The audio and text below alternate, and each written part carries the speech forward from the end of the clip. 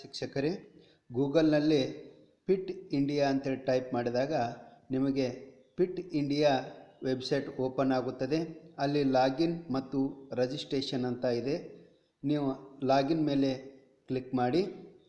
Login ಮೇಲೆ click ಮಾಡಿದಾಗ ಇಲ್ಲಿ ಇಮೇಲ್ ಮತ್ತು ಯೂಸರ್ ನೇಮ್ ಅಂತ ಕೇಳ್ತಾ ಇದೆ. ಅಲ್ಲಿ ನಿಮ್ಮ ಇಮೇಲ್ ಹಾಕಿ ಅಥವಾ ಯೂಸರ್ ನೇಮ್ ಮೊದಲು ಏನಿತ್ತು ಅದನ್ನು ಹಾಕಿ, ನಂತರ ಪಾಸ್ವರ್ಡ್ ಹಾಕಿ ಈ ಕ್ಯಾಪ್ಚಾವನ್ನು ಟೆಕ್ಸ್ ಅಂತ ಇದೆ. ಪ್ಲೀಸ್ ಎಂಟರ್ ದ ಕ್ಯಾಪ್ಚಾ ಅಂತ ಇದೆ. NY97E ಅಂತ ಇದೆ. ಈ ರೀತಿ ಟೈಪ್ ಮಾಡಿ ನೀವು ಲಾಗಿನ್ ಮೇಲೆ ಕ್ಲಿಕ್ ಮಾಡಿ. ಆವಾಗ registered as school welcome to government high school ಮಿನಿಜ್ಗಿ ಅಂತ ಬಂದಿದೆ. ನಂತರ ನೀವು ಇಲ್ಲಿ ಪಿಟ್ ಇಂಡಿಯಾ ಫ್ರೀಡಮ್ ರನ್ ಅಂತ ಕಾಣ್ತಾ ಇದೆ. ನಿಮ್ಮ ಹೆಸರು ಕಾಣ್ತಾ ಇದೆ, ಇಮೇಲ್ ಕಾಣ್ತಾ ಇದೆ. ಇಲ್ಲಿ ನೋಡಿ ಆತ್ಮೀಯ ಶಿಕ್ಷಕರೇ, ನೀವು ಪಿಟ್ ಇಂಡಿಯಾ ಫ್ರೀಡಮ್ ರನ್ 2.0 ಅಂತ ಇದೆ. ನಂತರ ಗೌರ್ಮೆಂಟ್ ಹೈಸ್ಕೂಲ್ ಮಿನಿಜ್ಗಿ, ನಂತರ ನಿಮ್ಮ ಇಮೇಲ್ ಇದೆ. ನಂತರ ನೀವು ಕಾಂಟ್ಯಾಕ್ಟ್ ನಂಬರನ್ನು ಇಲ್ಲಿ ಹಾಕಬೇಕು. ನಂತರ ನಿಮ್ಮ ಫೋಟೋ ಕೇಳ್ತಾ ಇದೆ. ಈಗಾಗಲೇ ನೀವು ಗ್ಯಾಲರಿಯಲ್ಲಿ ಆ ವಿದ್ಯಾರ್ಥಿಯ ಓಡುತ್ತಿರುವ ಭಾವಚಿತ್ರವನ್ನು ಇಟ್ಕೊಂಡಿರಬೇಕು. ಆ ಭಾವಚಿತ್ರವನ್ನು ನೀವು ಈ ಒಂದು ಅಪ್ಲೋಡ್ ಇಮೇಜ್ ಇದ್ದಲ್ಲಿ ನೀವು ಅದನ್ನು ಚೂಸ್ ಮಾಡಿ ಆ ಫೈಲನ್ನು ಪೇಸ್ಟ್ ಮಾಡಬೇಕು. ನಂತರ ಅಪ್ಲೋಡ್ ವಿಡಿಯೋ ಲಿಂಕ್ ಅಂತ ಇದೆ. ಓಡುತ್ತಿರುವ ವಿದ್ಯಾರ್ಥಿಗಳ ವಿಡಿಯೋ ಏನಾದರೂ ಇದ್ದರೆ ಆ ವಿಡಿಯೋ ಲಿಂಕನ್ನು ಇಲ್ಲಿ ಪೇಸ್ಟ್ ಮಾಡಿ. ನಂತರ ಇವೆಂಟ್ ಡೇಟ್ ಅಂತ ಇದೆ. ಆ ಇವೆಂಟ್ ಡೇಟನ್ನು ನೀವು ಅಲ್ಲಿ ಹಾಕಿ. ನಂತರ ಟು ಡೇಟ್ ಅಂತ ಇದೆ. ನಾನು 8ನೇ ತಾರೀಕಿನ ದಿವಸನ ಮಾಡಿದ್ದೇನೆ. ಒಂದೇ ದಿನದಲ್ಲಿ ನಾನು ಆ ವಿದ್ಯಾರ್ಥಿಯ ಫೋಟೋ ಮತ್ತು ಒಂದು ಭಾವಚಿತ್ರವನ್ನು ಮತ್ತು ಡೇಟನ್ನು ಮೆನ್ಷನ್ ಮಾಡಿದ್ದೇನೆ. ನಂತರ ಇಲ್ಲಿ ಯಾಡ್ ಪಾರ್ಟಿಸಿಪೇಟ್ ನೇಮ್ ಅಂತ ಇದೆ. ಅಲ್ಲಿ ಯಾಡ್ ಪಾರ್ಟಿಸಿಪೇಟ್ ನೇಮದಲ್ಲಿ ನೀವು ಕ್ಲಿಕ್ ಮಾಡಿದಾಗ ನಿಮ್ಮ ವಿದ್ಯಾರ್ಥಿಯ ಒಂದು ಹೆಸರನ್ನು ಇಲ್ಲಿ ಬರಿಬೇಕಾಗುತ್ತದೆ. ನಾನು ಇಲ್ಲಿ ನಮ್ಮ ವಿದ್ಯಾರ್ಥಿಯ ಹೆಸರನ್ನು ಇಲ್ಲಿ ಬರಿತಾ ಇದ್ದೇನೆ, ಪ್ರಭು ಕರಿಬಂಡಿ ಅಂಥೇಳಿ. ಈ ಒಂದು ಹೆಸರನ್ನು ನೀವು ಟೈಪ್ ಮಾಡಿ.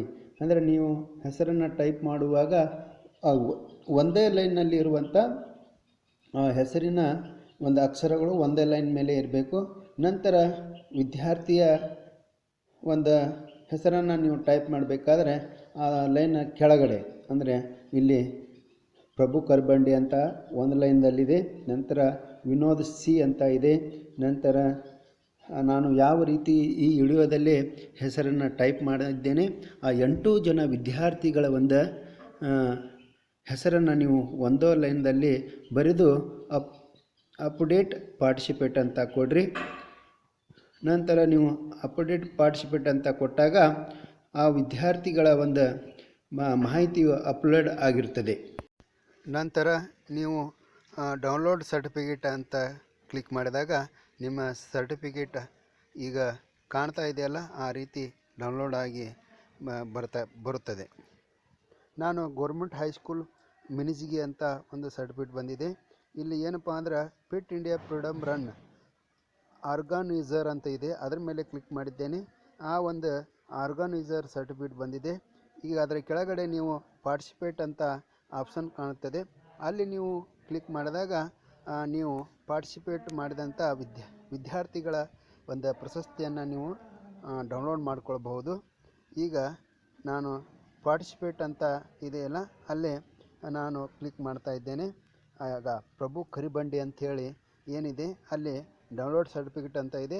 ಅಲ್ಲಿ ಕ್ಲಿಕ್ ಮಾಡಿದಾಗ ಆ ವಿದ್ಯಾರ್ಥಿಯ ಒಂದು ಪ್ರಶಸ್ತಿ ಪತ್ರ ಈಗ ಡೌನ್ಲೋಡ್ ಆಗಿದೆ.